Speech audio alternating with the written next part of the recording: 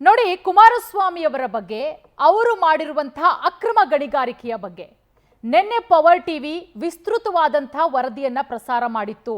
ಬರೀ ವಿಸ್ತೃತ ವರದಿಯಲ್ಲ, with document ಸಮೇತ ನಾವು ರಾಜ್ಯದ ಜನತೆಯ ಮುಂದಿಟ್ಟಿದ್ವಿ. ಕುಮಾರಸ್ವಾಮಿಯವರು ಮಾತು ಮಾತಿಗೂ ಏನು ಹೇಳ್ತಾರೆ, ನನ್ನ ಹತ್ರ ದಾಖಲೆ ಇದೆ, ನನ್ನ ಹತ್ರ ಪೆನ್ ಡ್ರೈವ್ ಇದೆ, ಈ ದಾಖಲೆಯನ್ನ ನಾನು ಬಿಡ್ತೀನಿ, ಈ ಪೆನ್ ಡ್ರೈವ್ ಅನ್ನ ನಾನು ಬಿಡ್ತೀನಿ ಅಂತ ಬರೀ ತೋರಿಸೋದೇ ಆಯ್ತು. ಅವ್ರು ಯಾವ ದಾಖಲೆನೂ ಬಿಡುಗಡೆ ಮಾಡಲಿಲ್ಲ, ಯಾವ ಪೆನ್ ಡ್ರೈವ್ನೂ ರಿಲೀಸ್ ಮಾಡಲಿಲ್ಲ. ಆದರೆ ಕುಮಾರಸ್ವಾಮಿ ಅವರೇ ಪವರ್ ಟಿವಿ ಬಿಡುಗಡೆ ಮಾಡಿರುವಂತಹ ಅಕ್ರಮ ಗಣಿಗಾರಿಕೆಯ ದಾಖಲೆಗಳು, ನೀವು ಮುಖ್ಯಮಂತ್ರಿ ಆಗಿದ್ದಂತಹ ಟೈಮಲ್ಲಿ ನೀವೇ ತರಾತುರಿಯಲ್ಲಿ ಸೈನ್ ಮಾಡಿದಂತಹ ದಾಖಲಾತಿಗಳ ಬಗ್ಗೆ ಏನ್ ಹೇಳ್ತೀರಾ? ಶಾಕ್ ಮೇಲೆ ಶಾಕ್ ಎದುರಾಗ್ತಾ ಇದೆ. ಈಗ ಪಾದಯಾತ್ರೆಗೆ ಹೊರಟಂತಹ ಮೈತ್ರಿ ನಾಯಕರಿಗೆ ರಾಜ್ಯ ರಾಜಕೀಯದಲ್ಲಿ ಪವರ್ಫುಲ್ ವರದಿ ಸಿಕ್ಕಾಪಟ್ಟೆ ಸಂಚಲನವನ್ನ ಉಂಟು ಮಾಡ್ತಾ ಇದೆ. ಅದು ಕೂಡ ರಾಷ್ಟ್ರೀಯ ಮಟ್ಟದಲ್ಲೂ ಕೂಡ ಸದ್ದು ಮಾಡ್ತಾ ಇದೆ. ನಾವೇ ಫಸ್ಟ್, ಬೇರೆಲ್ಲ ಚಾನೆಲ್ಗಳು ಫಾಲೋ ಅಪ್. ಅದು ಬೇರೆ ಬೇರೆ ವಿಚಾರದಲ್ಲೂ ಕೂಡ ಆಗಿದೆ, ಬೇರೆ ಬೇರೆ ಸುದ್ದಿಗಳಲ್ಲೂ ಕೂಡ ಆಗಿದೆ. ನೋಡಿ, ಈಗ ಮೂಡಾ ಹಗರಣ, ಸಿದ್ದರಾಮಯ್ಯ ಅವರು ರಾಜೀನಾಮೆ ಕೊಡಲೇಬೇಕು ಅಂತ ಬೆಂಗಳೂರಿನಿಂದ ಮೈಸೂರಿಗೆ ಪಾದಯಾತ್ರೆ ಹೊರಟಿರೋದು. ಇನ್ನೇನು 2 ದಿನಕ್ಕೆ ಪಾದಯಾತ್ರೆ ಕೂಡ ಮುಗಿಯುತ್ತೆ. ಅದೆಲ್ಲದರ ನಡುವೆ ಈಗ ಕುಮಾರಸ್ವಾಮಿ ಅವರಿಗೆ ದೊಡ್ಡ ಮಟ್ಟದಲ್ಲಿ ಶಾಕ್ ಎದುರಾಗಿರೋದು. ಏನ್ ಹೇಳ್ತಾರೆ ಕುಮಾರಸ್ವಾಮಿ ಅವರು? ಹಾಗಾದ್ರೆ ನೋಡಿ, ದೊಡ್ಡ ಮಟ್ಟದಲ್ಲಿ ಪವರ್ ಟಿವಿ ಸುದ್ದಿ ಮಾಡಿದಂತಹ ವರದಿ ಈಗ ಆಲ್ರೆಡಿ ಸಂಚಲನವನ್ನ ಉಂಟು ಮಾಡ್ತಾ ಇದೆ. ಈ ಕಡೆ ನಮ್ಮ ವರದಿಗೆ ವಿಪಕ್ಷ ನಾಯಕರುಗಳು, ಬಿಜೆಪಿ ನಾಯಕರು ಉತ್ತರ ಕೊಡೋದಕ್ಕೆ ತಡಬಡಾಯಿಸ್ತಾ ಇದ್ದಾರೆ. ದೋಸ್ತಿಯಲ್ಲೂ ಕೂಡ ಬಿರುಗಾಳಿಯನ್ನ ಎಬ್ಬಿಸಿರೋದು.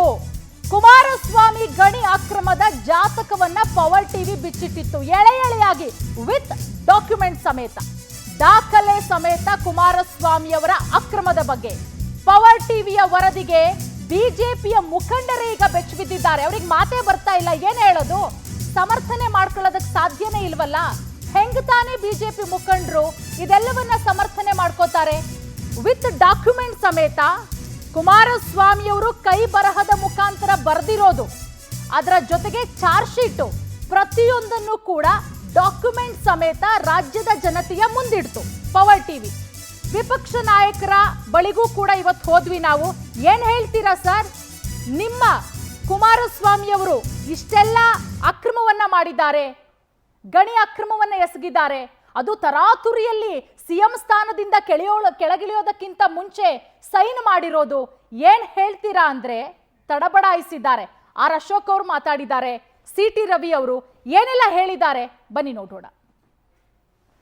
ಕುಮಾರಸ್ವಾಮಿ ಅವರ ಮೇಲೆ ಒಂದು ಅಲಿಗೇಷನ್ ಬಂದಿದೆ. 2007ರಲ್ಲಿ ಮುಖ್ಯಮಂತ್ರಿ ಆಗಿದ್ದಾಗ ಅಕ್ರಮ ಗಣಿಗಾರಿಕೆಗೆ ಅವರು ಫೇಕ್ ಕಂಪ್ನಿಗೆ ಪರವಾನಗಿ ಕೊಟ್ಟಿದ್ದಾರೆ ಅಂತ. ಈಗ ಯಾಕೆ ಚರ್ಚೆ ಮಾಡ್ತಾ ಇದ್ದಾರೆ? ಈಗ ಕಾಂಗ್ರೆಸ್ ಆರೋಪ ಮಾಡ್ಕೊಳ್ಳಿ, ಹೋಗ್ಲಿ.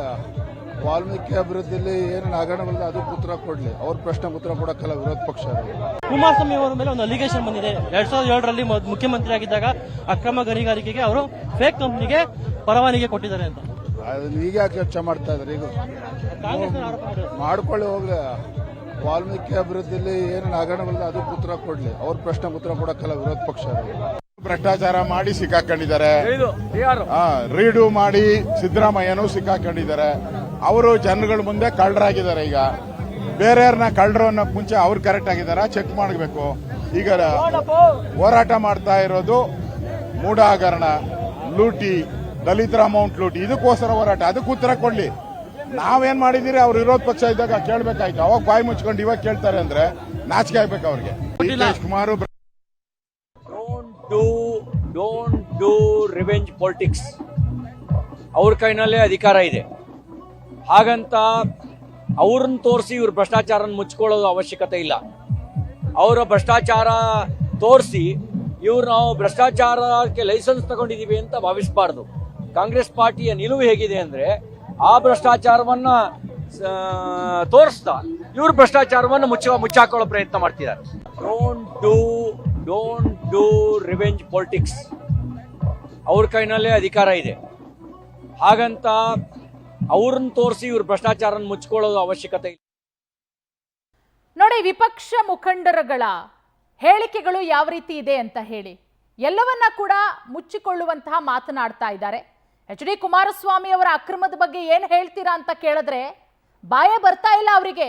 ಮೂಡ ಹಗರಣದ ಬಗ್ಗೆ ಮಾತನಾಡಿ, ಆ ಹಗರಣದ ಬಗ್ಗೆ ಬೇಡ ಅನ್ನೋ ರೀತಿಯಲ್ಲಿ 2007ರಲ್ಲಿ HDK ಸಿಎಂ ಆಗಿದ್ದ ವೇಳೆ ಅಕ್ರಮ ಗಣಿ ಪರ್ಮಿಟ್, ಲೋಕಾಯುಕ್ತ ಸಂಸ್ಥೆಯೇ ಈ ಅಕ್ರಮದ ತನಿಖೆಯನ್ನ ಕೂಡ ನಡೆಸಿದೆ. ಪ್ರಾಸಿಕ್ಯೂಷನ್ಗೆ ರಾಜ್ಯಪಾಲರ ಮುಂದಿರುವ ಲೋಕ ಅರ್ಜಿ, ಆದರೆ ರಾಜ್ಯಪಾಲರಿಂದ ಯಾವುದೇ ರೀತಿಯ ರಿಯಾಕ್ಷನ್ ಇಲ್ಲ. HDK ಪ್ರಾಸಿಕ್ಯೂಷನ್ಗೆ ಕೋರಿ ಗವರ್ನರ್ಗೆ ಲೋಕ ಮನವಿಯನ್ನ ಕೂಡ ಮಾಡಿತ್ತು. ನವಮಾಸ ತುಂಬಿದ್ರೂ ಕೂಡ ಅರ್ಜಿಗೆ ರಾಜ್ಯಪಾಲರು ಮುಕ್ತಿ ಕೊಟ್ಟಿಲ್ಲ. ಅಂದ್ರೆ 9 ತಿಂಗಳಾಗಿದೆ ಅರ್ಜಿ ಕೊಟ್ಟು, ರಾಜ್ಯಪಾಲರಿಂದ ಯಾವುದೇ ರೀತಿಯ ಉತ್ತರ ಇಲ್ಲ. ಲೋಕಾಯುಕ್ತ ಸಂಸ್ಥೆಯೇ ಈ ಅಕ್ರಮದ ತನಿಖೆಯನ್ನ ನಡೆಸಿದೆ. ಪ್ರಾಸಿಕ್ಯೂಷನ್ಗೆ ರಾಜ್ಯಪಾಲರ ಮುಂದಿಟ್ಟಿದೆ ಲೋಕ ಅರ್ಜಿ. HDK ಪ್ರಾಸಿಕ್ಯೂಷನ್ ಕೋರಿ ಗವರ್ನರ್ಗೆ ಲೋಕ ಮನವಿಯನ್ನ ಕೂಡ ಮಾಡಿಕೊಂಡಿದೆ. ಆದ್ರೆ ರಾಜ್ಯಪಾಲರಿಂದ ನೋ ರಿಯಾಕ್ಷನ್. ಅಂದ್ರೆ ಇಲ್ಲಿ ಬಹಳ ಸ್ಪಷ್ಟವಾಗಿ ಗೊತ್ತಾಗ್ತಾ ಇದೆ ರಾಜ್ಯಪಾಲರ ನಡೆ ಯಾಕೆ ಹೀಗೆ. ಯಾರೋ ಒಬ್ಬ 3ನೇ ವ್ಯಕ್ತಿ ಸಿದ್ದರಾಮಯ್ಯ ಅವರ ವಿರುದ್ಧ ಅರ್ಜಿ ಕೊಟ್ರೆ ನೋಟಿಸ್ ಕೊಡ್ತಾರೆ. ಆದ್ರೆ ಇಲ್ಲಿ ಲೋಕಾಯುಕ್ತವೇ ಸ್ವತಃ ಪ್ರಾಸಿಕ್ಯೂಷನ್ಗೆ ಅರ್ಜಿ ಕೊಟ್ರೆ ಅದು 9 ತಿಂಗಳಾಗಿದೆ, ನೋ ಯೂಸ್, ಯಾವುದೇ ರೀತಿಯ ಉತ್ತರ ಇಲ್ಲ. ಇನ್ನು ಈ ವಿಚಾರಕ್ಕೆ ಸಂಬಂಧಪಟ್ಟಂತೆ ಕಾಂಗ್ರೆಸ್ ಮುಖಂಡರುಗಳು ಕೂಡ ರಿಯಾಕ್ಟ್ ಮಾಡಿದ್ದಾರೆ. DK ಶಿವಕುಮಾರ್ ಅವರು ಕೂಡ ಮಾತನಾಡಿದ್ದಾರೆ, HK ಪಾಟೀಲ್ ಅವರು ಕೂಡ ಮಾತಾಡಿದ್ದಾರೆ. ಏನ್ ಹೇಳಿದ್ದಾರೆ ಅವರು ಬನ್ನಿ ನೋಡೋಣ.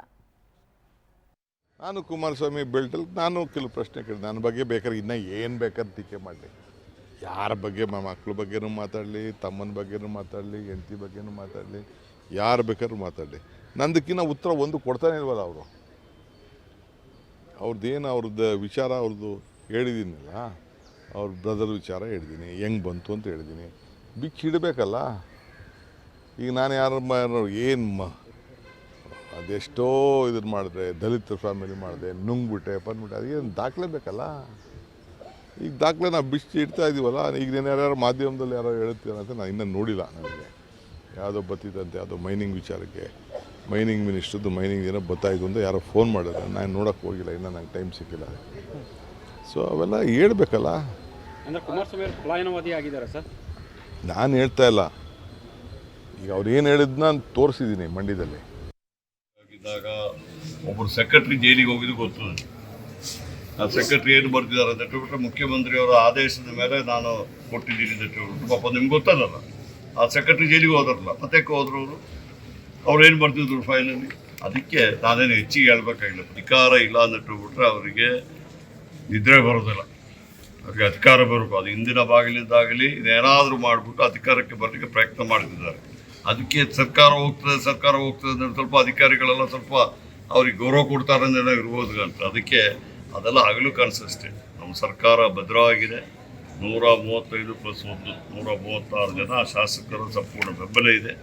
ಇಡೀ ಕ್ಯಾಬಿನೆಟ್ಟು ಮೊನ್ನೆ ನಾವು ಚೀಫ್ ಮಿನಿಸ್ಟರ್ ಮೇಲೆ ಅಲಿಗೇಷನ್ ಬಂದಾಗ ಚೀಫ್ ಮಿನಿಸ್ಟ್ರು ಅವರು ಇರಲಿಲ್ಲ, ನಾವೇ ಎಲ್ಲ ಮಂತ್ರಿಗಳು ಅವ್ರ ಪರವಾಗಿ ನಿಂತುಬಿಟ್ಟು ಅವರೆಲ್ಲ ಮಾಡಿದ ಕಾನೂನು ಪ್ರಕಾರ ಇದೆ ಅಂತ ಹೇಳ್ಬಿಟ್ಟು ಗವರ್ನರ್ಗೆ ನಾವು 5 ಕೊಟ್ಟಿದ್ವಿ ಕ್ಯಾಬಿನೆಟ್ ಡಿಸಿಷನ್.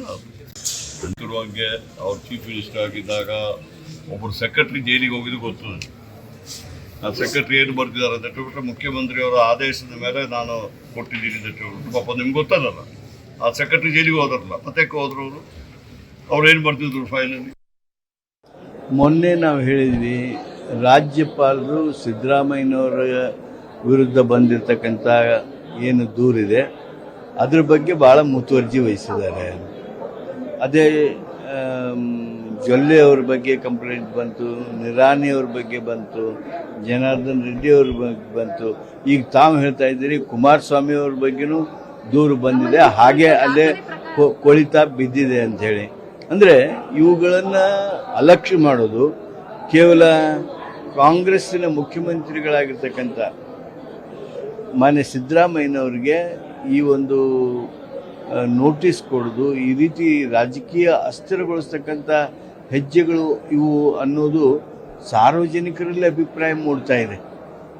ಇದನ್ನು ರಾಜ್ಯಪಾಲರು ಗಮನಿಸಬೇಕು. ಈ ಫೆಡರಲ್ ವ್ಯವಸ್ಥೆಯಲ್ಲಿ ಈ ಒಂದು ಪ್ರಜಾಪ್ರಭುತ್ವದ ಶಕ್ತಿ ಬೆಳೆಯುವಂತೆ ಮಾಡಬೇಕು.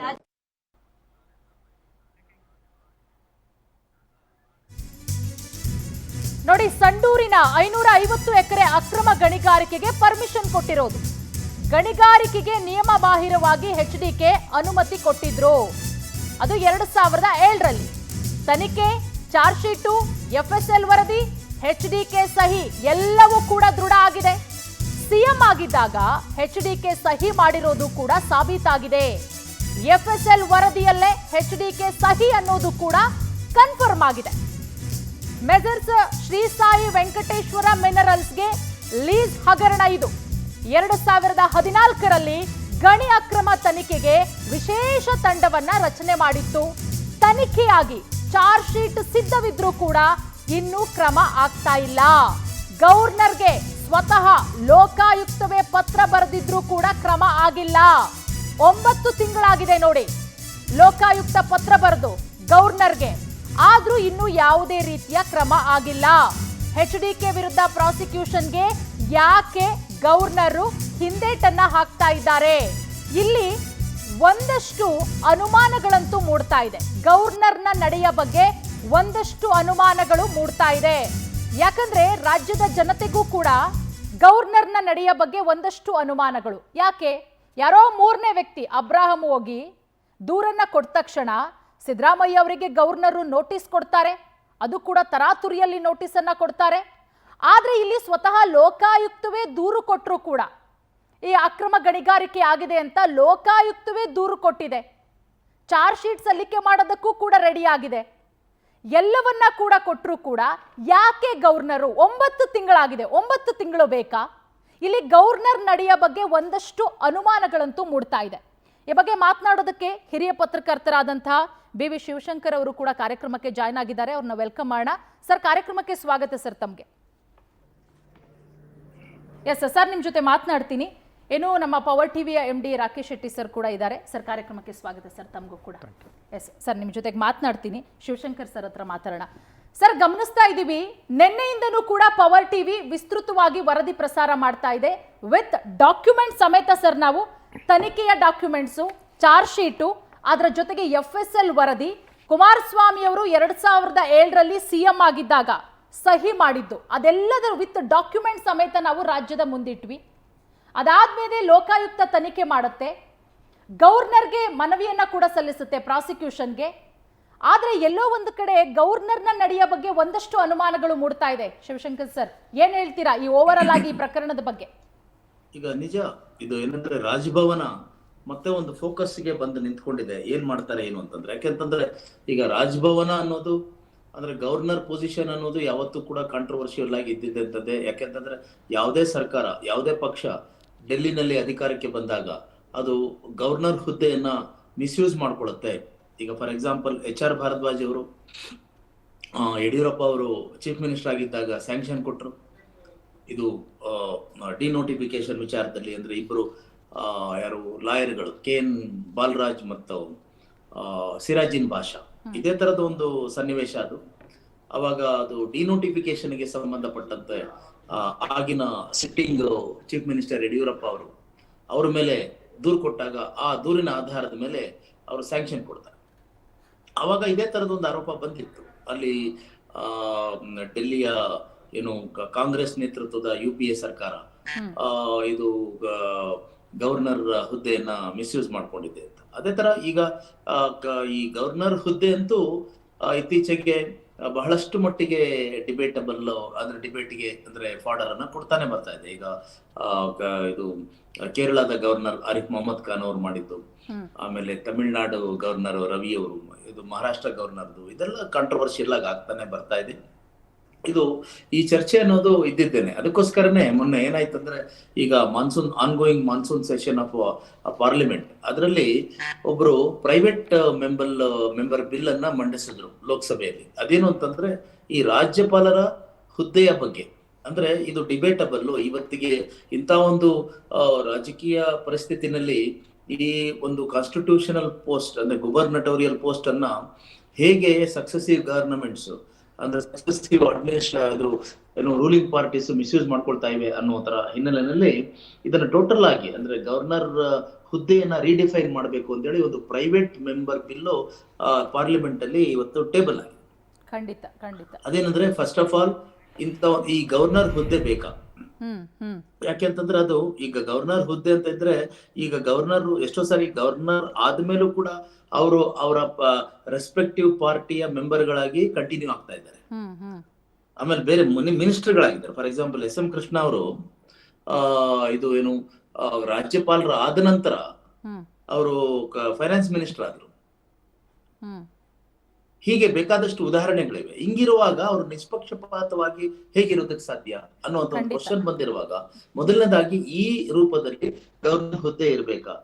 ಗವರ್ನರ್ ಹುದ್ದೆ ಇದ್ದ ಮೇಲೆ ಇದಕ್ಕೆ ಇರ್ಬೇಕಾದಂತ ಪವರ್ಸ್ ಏನು ಅನ್ನೋದ್ರ ಬಗ್ಗೆ ಒಂದು ಚರ್ಚೆ ಆಗೋದಕ್ಕೋಸ್ಕರನೇ ಲೋಕಸಭೆಯಲ್ಲಿ ಒಂದು ಪ್ರೈವೇಟ್ ಮೆಂಬರ್ ಬಿಲ್ಲು ಈ ಪ್ರಸ್ತುತ ನಡೀತಾ ಇರುವಂತಹ ಅಧಿವೇಶನದಲ್ಲಿ ಟೇಬಲ್ ಆಗಿದೆ. ಖಂಡಿತ ಸರ್, ಅದು ನೋಡ್ಬೇಕು, ಚರ್ಚೆ ಆಗ್ಬೇಕು. ಚರ್ಚೆ ಆದ್ಮೇಲೆ ಅದು ಸುಧಾರಣೆಗಳು ಬರ್ಬೇಕು. ಒಂದು ಎರಡನೇದು, ಈಗಿನ ಒಂದು ಪರಿಸ್ಥಿತಿ ಅಂತ ಬಂದಾಗ ಈ ಗವರ್ನರ್ ಮೇಲೆ ಅಂದ್ರೆ ಒಂದು ಏನಿದೆ, ಕಾಂಗ್ರೆಸ್ನವರು ಕಳೆದ ವಾರ ಒಂದು ಪತ್ರಿಕಾಗೋಷ್ಠಿ ಮಾಡಿದಾಗ ಒಂದು ವಿಚಾರ ಹೇಳಿದ್ರು. ಈಗ ಟಿ.ಜೆ. ಅಬ್ರಾಹಂ ಅವರ ಒಂದು ವೈಯಕ್ತಿಕವಾದಂತಹ ಒಂದು ಅರ್ಜಿಯ ಆಧಾರದ ಮೇಲೆ ಗವರ್ನರ್ ತಾವರ್ ಚಂದ್ ಗೆಹ್ಲೋಟ್ ಅವರು ಸಿದ್ದರಾಮಯ್ಯ ಅವರಿಗೆ, ಚೀಫ್ ಮಿನಿಸ್ಟರ್ ಸಿದ್ದರಾಮಯ್ಯ ಅವರಿಗೆ ಶೋಕಾಸ್ ನೋಟಿಸ್ ಕೊಟ್ಟಿದ್ದಾರೆ.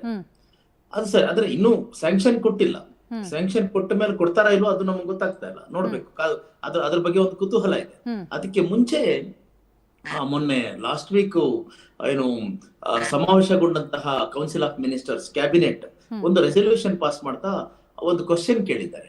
ನೋಡಿ, ಗವರ್ನರ್ ಅವರು ಈಗ ಸ್ಯಾಂಕ್ಷನ್ ಕೊಡುವಂತ ಒಂದು ಸೂಚನೆಯನ್ನು ಕೊಡ್ತಾ ಇರುವಾಗ ಇದೇ ತರದ ಅರ್ಜಿಗಳು ರಾಜಭವನದ ಮುಂದೆ ಇದೆಯಲ್ಲ. ಫಾರ್ ಎಕ್ಸಾಂಪಲ್ ಶಶಿಕಲಾ ಜೊಲ್ಲೆ, ಕುಮಾರಸ್ವಾಮಿ ಅವ್ರದ್ದು ಅಷ್ಟೇ ಅಲ್ಲ, ಈಗ ಕಳೆದ ಬಿಜೆಪಿ ಸರ್ಕಾರದಲ್ಲಿ ಸಚಿವರಾಗಿದ್ದಂತಹ ಶಶಿಕಲಾ ಜೊಲ್ಲೆ ಅವರು ಮತ್ತೆ ಮುರುಗೇಶ್ ನಿರಾಣಿ ಅವರು, ಅವ್ರ ಮೇಲೂ ಕೂಡ ಒಂದು ಇದನ್ನು ಭ್ರಷ್ಟಾಚಾರದ ಆರೋಪ ಬಂತು.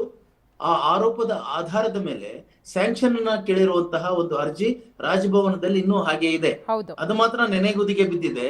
ಹೀಗಿರುವಾಗ ಸಿದ್ದರಾಮಯ್ಯ ಅವರ ಮೇಲಿನ ಆರೋಪಕ್ಕೆ ಮಾತ್ರ ಇಷ್ಟೊಂದು ಏನು ವೇಗವಾಗಿ ನೋಟಿಸ್ ಕೊಡುವಂತ ಒಂದು ಏನು ಅವಶ್ಯಕತೆ ಏನಿತ್ತು ಅನ್ನುವಂತ ಒಂದು ಕ್ವಶನ್ ಅನ್ನ ಕ್ಯಾಬಿನೆಟ್ ಕೇಳಿದೆ.